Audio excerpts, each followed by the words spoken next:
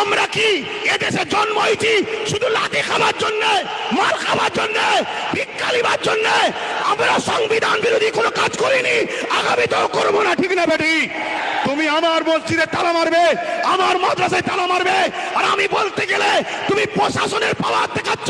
ওই প্রশাসন তোমাকে তো আমরা দিয়েছি, তাই আজকে সংখ্যা কম মেরে নেবে, কালকে বাংলা জুড়ে যেখানে পাওয়া প্রতিশোধ তুলে সংবিধানের হক আদায় করে দেখিয়ে দেবো।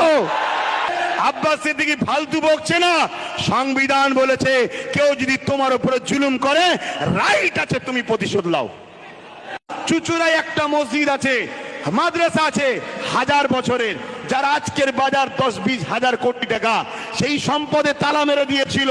আজকের যিনি সরকার রয়েছে কেন্দ্রে, এই রাজ্যে তালা মেরে দিয়েছিল। অনেকে আন্দোলন করেছে, খুলতে পারে না। অনেকে আন্দোলন করেছে, খুলতে পারে না।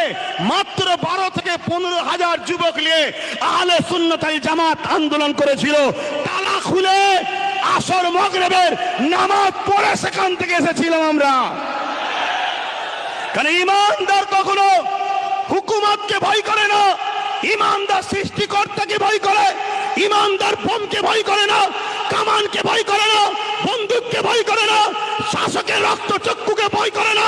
ইমানদারের হৃদয়ে আল্লাহর ভয় রয়েছে। তাই যখন আমরা 4টে পর্যন্ত পারমিশন ছিল, 4টে পার হচ্ছে, আমরা দাবি রেখেছি নামাজ পড়বো, তারপরে ঘরে যাব, আর নাই খাটিয়া করে যাব।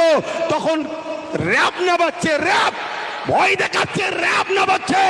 আমি মাইকে বলেছিলাম আজ আমরা 14-15 হাজার র‍্যাব নিয়ে দিয়ে পিটবে, সংবিধান বিরোধী কাজ করবে।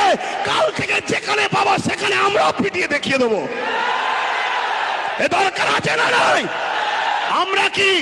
আমরা কি এদেশে জন্ম হয়েছি শুধু লাঠি খাবার জন্য, মাল খাবার জন্য, ভিক্ষা লিবার জন্য? আমরা সংবিধান বিরোধী কোনো কাজ করিনি, আগামীতেও করবো না, ঠিক না বেটি? তুমি আমার মসজিদে তালা মারবে, আমার মাদ্রাসায় তালা মারবে, আর আমি বলতে গেলে তুমি প্রশাসনের পাওয়ার দেখাচ্ছ। ওই প্রশাসন তোমাকে তো আমরা দিয়েছি, তাই আজকে সংখ্যা কম মেরে নেবে, কালকে বাংলা জুড়ে যেখানে পাওয়া প্রতিশোধ তুলে সংবিধানের হক আদায় করে দেখিয়ে দেবো। সংবিধান রাইট দিয়েছে না দেয়নি?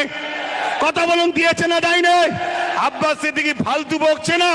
সংবিধান বলেছে কেউ যদি তোমার উপরে জুলুম করে, রাইট আছে তুমি প্রতিশোধ নাও।